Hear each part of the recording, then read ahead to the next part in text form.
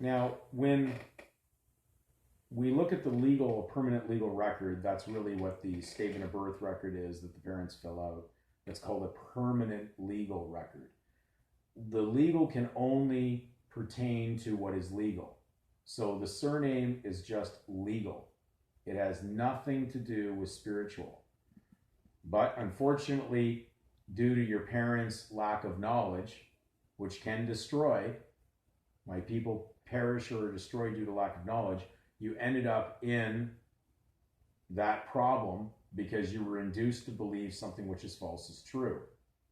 That a title that doesn't really belong to you, you're going to make a private claim to.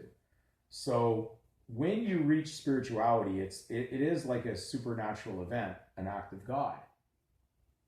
Now, I've never met anybody whose parents had not put them into the record and exposed their private name onto the public record.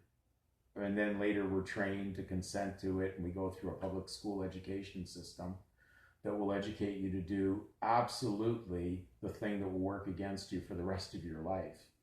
And then you'll just build a massive amount of adverse possession property that doesn't really belong to you, that can be expropriated at any time from the state because it's their property. That's how they take it away.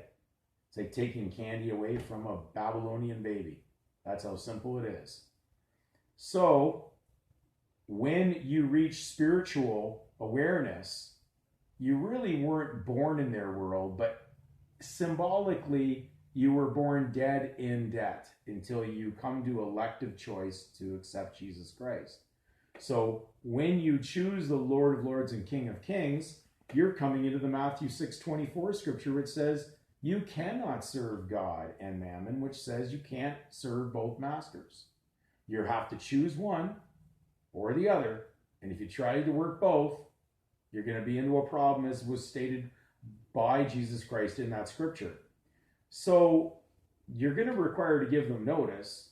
So simply, what would I say? And I'm not saying this is the way it has to be written, but one of the key things that you'd be saying is, very simply, remove my private God-given Christian name and private property from the public registry and from all legal instruments immediately.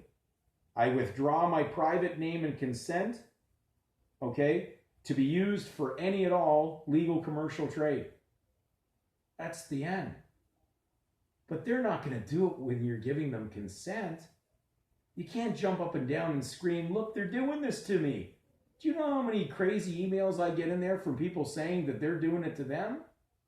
Whether they induced it or not, it's up to you to stop it. You can't sit around blaming it. You're going to have to step up to the plate.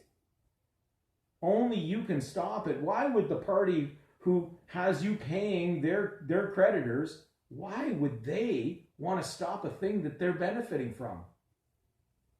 That's a ridiculous concept. You're like asking Satan to stop what he does. The only way you can stop Satan is stop empowering him. Those are his kingdoms, and you're saying you want to be a member. And you'll even be a collective surety member for it. The Bible's very, very clear. We've gone over a lot of things in the videos.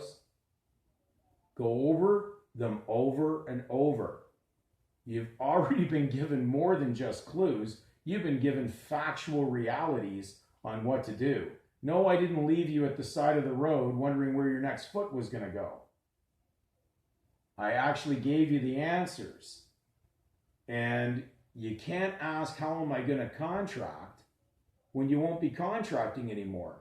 The legal state is not responsible when you're acting as an assumptive, interfering party. They don't have to do anything. They're not in a surety position of having to come forward until you pull out your consent.